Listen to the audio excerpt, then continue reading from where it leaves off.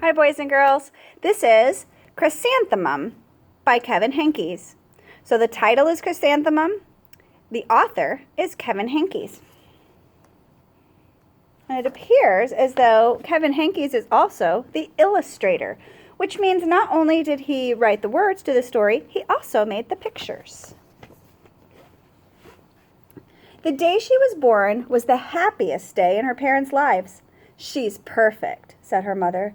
"Absolutely," said her father. And she was. She was absolutely perfect.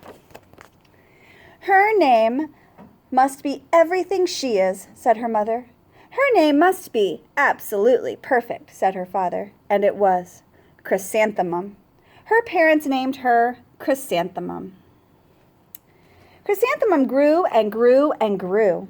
And when she was old enough to appreciate it, Chrysanthemum loved her name. She loved the way it sounded when her mother woke her up. She loved the way it sounded when her father called her for dinner. And she loved the way it sounded when she whispered it to herself in the bathroom mirror. Chrysanthemum, chrysanthemum, chrysanthemum. Chrysanthemum loved the way her name looked when it was written in ink on an envelope. She loved the way it looked when it was written with icing on her birthday cake. And she loved the way it looked when she wrote it herself with her fat orange crayon.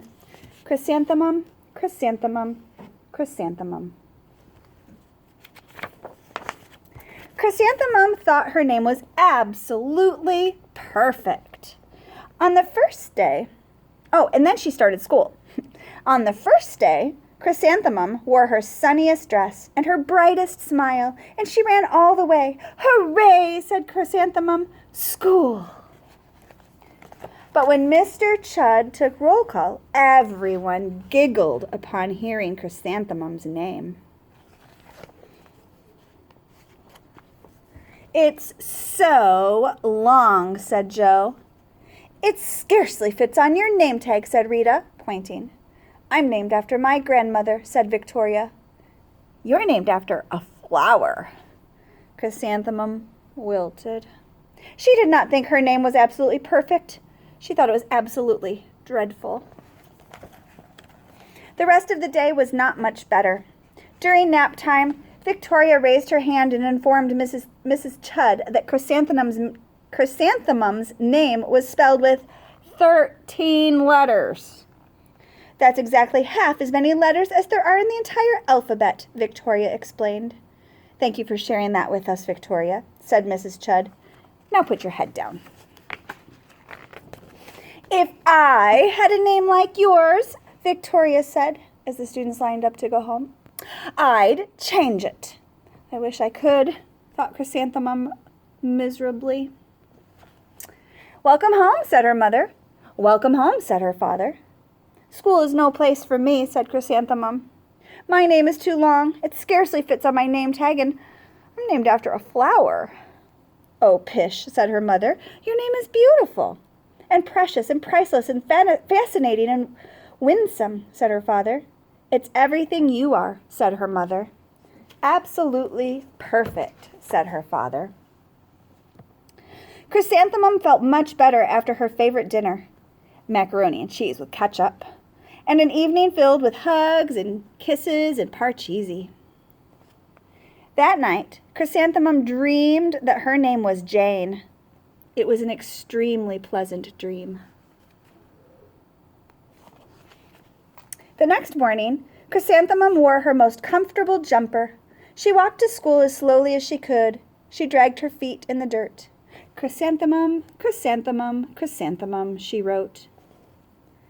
"She even looks like a flower," said Victoria, as Chrysanthemum entered the playground. "Let's pick her," said Rita, pointing. "Let's smell her," said Joe. And Chrysanthemum wilted. She did not think her name was absolutely perfect. She thought it was absolutely dreadful. And the rest of the day was not much better. During nap time, Victoria raised her hand and said, "A chrysanthemum is a flower. It lives in a garden with worms and other dirty things." "Thank you for sharing that with us, Victoria," said Mrs. Chud. "Now put your head down." I just cannot believe your name, Victoria said as the students lined up to go home. Neither can I, thought Chrysanthemum miserably. Welcome home, said her mother. Welcome home, said her father. School is no place for me, said Chrysanthemum. They said I even look like a flower.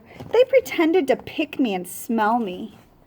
Oh, pish, said her mother. They're just jealous and envious and begrudging and discontented and jaundiced, said her father.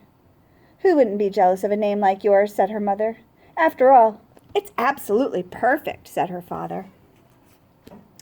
Chrysanthemum felt a trifle better after her favorite dessert, chocolate cake with buttercream frosting, and another evening filled with hugs and kisses and parcheesi.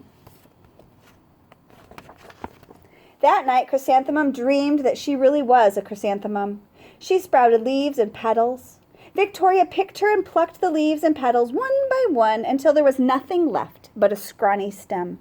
It was the worst nightmare of Chrysanthemum's life. Chrysanthemum wore her outfit with 7 pockets the next morning.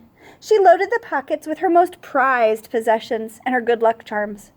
Chrysanthemum took the longest route possible to school. She stopped and stared at each and every flower. Chrysanthemum, chrysanthemum, chrysanthemum, the flowers seemed to say. That morning, the students were introduced to Mrs. Twinkle, the music teacher. Her voice was like something out of a dream, as was everything else about her. The students were speechless. They thought Mrs. Twinkle was an indescribable wonder. They went out of their way to make a nice impression. Mrs. Twinkle led the students in scales. Then she assigned roles for the class musical. Victoria was chosen as the dainty fairy queen. Rita was chosen as the spiffy butterfly princess. Jo was chosen as the all-important pixie messenger. And Chrysanthemum was chosen as a daisy. Chrysanthemum's a daisy! Chrysanthemum's a daisy! Jo, Rita, and Victoria chanted, thinking it was wildly funny. Chrysanthemum wilted. She did not think her name was absolutely perfect. She thought it was absolutely dreadful. What's so humorous? Asked Mrs. Twinkle. Chrysanthemum, was the answer. Her name is so long, said Jo. It scarcely fits her name tag, said Rita, pointing. I'm named after my grandmother, said Victoria. She's named after a flower. My name is long, said Mrs. Twinkle. It is, said Jo. My name would scarcely fit on a name tag, said Mrs. Twinkle. It would, said Rita, pointing. And, said Mrs. Twinkle, I'm named after a flower, too. You are, said Victoria. Yes, said Mrs. Twinkle. My name is Delphinium. Delphinium Twinkle. And if my baby is a girl, I'm considering Chrysanthemum as a name. I think it's absolutely perfect. Chrysanthemum could hardly believe her ears. She blushed, she beamed, she bloomed. Chrysanthemum, chrysanthemum, chrysanthemum! Jo, Rita, and Victoria looked at Chrysanthemum longingly. Call me Marigold, said Jo. I'm Carnation, said Rita, pointing. My name is Lily of the Valley, said Victoria. Chrysanthemum did not think her name was absolutely perfect. She knew it. Oh, and then it says epilogue at the end. Overall, the class musical was a huge success. Chrysanthemum was absolutely perfect as a daisy. Victoria made the only mistake. She completely forgot her lines as the dainty fairy queen. Chrysanthemum thought it was wildly funny, and she giggled throughout the entire dance of the flowers. And eventually, Mrs. Twinkle gave birth to a healthy baby girl, and of course, she named her Chrysanthemum. All right, I hope you enjoyed the story. Bye.